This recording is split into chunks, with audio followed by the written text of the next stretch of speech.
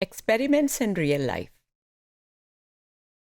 As we discussed, there are happenings and circumstances in the real life situations where our experiments can or cannot be conducted, or we can find some way of experimentally testing something outside the lab, and or to take a lab learning into the real life. So many experiments are designed with the social behavior in mind, because social behavior actually occurs in a natural situation. Lab is a limited interaction with other human beings. I'm giving example of a study which one of our own scientists has designed and carried out. It's unpublished student research, but this experiment was done according to the method and procedures of an experimental method. And topic of interest was self-esteem and recall accuracy. Can positive or negative self-statements impact memory recall? In this study, the authors describe, they manipulated self-esteem by asking participants to claim to themselves that they were either successful or failures. And then the researchers tried to see if this claim impacted performance on a memory task.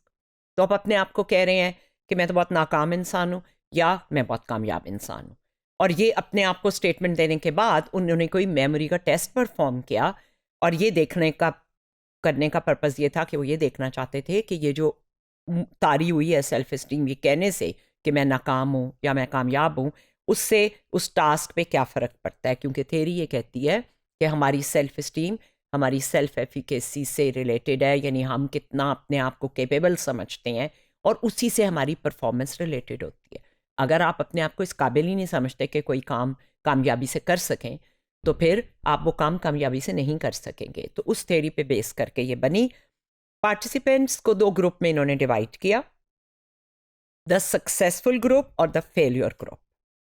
ठीक है, आसानी से follow होने वाला experiment है, it's not complicated. Participants जो successful group के थे उन्होंने एक स्टेटमेंट लिखी बार बार, आई एम सक्सेसफुल.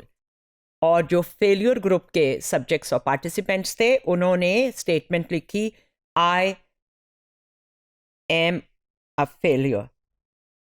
सॉरी, उन्होंने भी स्टेटमेंट लिखी आई एम सक्सेसफुल, और रिपीटेडली. फिर दोनों ग्रुप्स को ऐसी टास्क दी गई जिसमें उन्होंने मेमोराइज करना था, एक प्रोवाइडेड स्केड्यूल था. After memorizing the schedule, participants were then required to recall the events and then put them in the correct order. The results showed that there was not a significant difference between the two groups. This study could have important implications in domains such as academia. Future research would include using a larger sample size, changing the memory task, and using a self-esteem pre-post design. Overall, the results obtained in this experiment did not support the hypothesis that claiming that I am successful or claiming that I am a failure would have an impact on scores of a memory recall test. एक explanation इसकी ये हो सकती है, आपने उन्हें कहा कि वो कहें मैं सक्सेसफुल हूँ या वो ये कहें कि मैं नाकाम हूँ, और कोई फ़र्क नहीं आया उनकी मेमोरी टास्क पे, तो उसको एक एक्सप्लेनेशन ये है कि सिर्फ ये कहने से कि मैं कामयाब हूँ या मैं नाकाम हूँ, इससे उनकी सेल्फ इस्टीम में कोई फ़र्क नहीं पड़ा. एक्सपेरिमेंट किसी हाइपोथेसिस को प्रूव भी कर सकते हैं और डिसप्रूव भी कर सकते हैं. इससे भी हमें पता चला कि जो हम सपोज कर रहे थे, प्रपोज कर रहे थे, हाइपोथेसाइज कर रहे थे, रिजल्ट उसके मुताबिक नहीं आए. इसका मतलब है कि वो बात दुरुस्त नहीं है. शायद सेल्फ इस्टीम इस जुमले से कम इस एक्सपेरिमेंट की हद तक नहीं बढ़ी. They can either keep repeating this with many people and see कि कितनी दफ़ा ये उनको ये रिजल्ट मिलता है या इसके अपोजिट रिजल्ट मिलता है, या वो ओवर द टाइम जो है वो डिफरेंट सब्जेक्ट्स के साथ इसको कर सकते हैं. एक और एक्सप्लेनेशन ये हो सकती है कि पार्टिसिपेंट्स को बहुत ज़्यादा टाइम दिया गया मेमोरी की टास्क पे, और मेमोरी की टास्क बहुत इजी थी, वो सेल्फ इस्टीम से उसमें इतना फ़र्क नहीं पड़ता था. उन्होंने ये नहीं पूछा कि आप कैसा फील कर रहे हैं अपने बारे में। तो इसलिए हमें तो पता नहीं चला सेल्फ इस्टीम हुई कि नहीं हुई, और अगर हुई तो वो मेमोरी से कोई फ़र्क पड़ता भी था कि नहीं, आसान सा काम था। अब इसकी जो स्ट्रेंथ्स हैं वो ये हैं कि ये एक बिटवीन सब्जेक्ट डिज़ाइन की तरह यूज़ किया गया, रैंडम असाइनमेंट की गई, कॉजल इन्फ्रेंसेस की जा सकती थी, मेमोराइजेशन टास्क को एकोलॉजिकल वैलिडिटी यानी बाहर भी लोगों पे टेस्ट करके देखा गया ताकि वो आसानी से एक ऐसी चीज़ उन्हें दे सकें जो वो डेली लाइफ्स में भी करते हैं।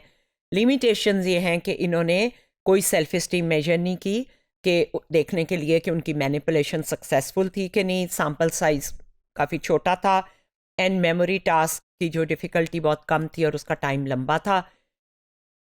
पर्पज़ ये एक्सपेरिमेंट बताने का ये है कि रियल लाइफ के लिए जो सोशल साइकोलॉजी के एक्सपेरिमेंट हम करते हैं ऐसे वेरिएबल पे जो टिपिकली एक सोशल बिहेवियर का या हमारे सेल्फ रिलेटेड वेरिएबल है जैसे सेल्फ इस्टीम, तो अच्छे एक्सपेरिमेंट डिज़ाइन करने का क्राइटेरिया कैसे पूरा किया जाता है, ख़ास तौर पे हमारे अपने रिसर्चर जो एक्सपेरिमेंटल रिसर्च कर रहे हैं।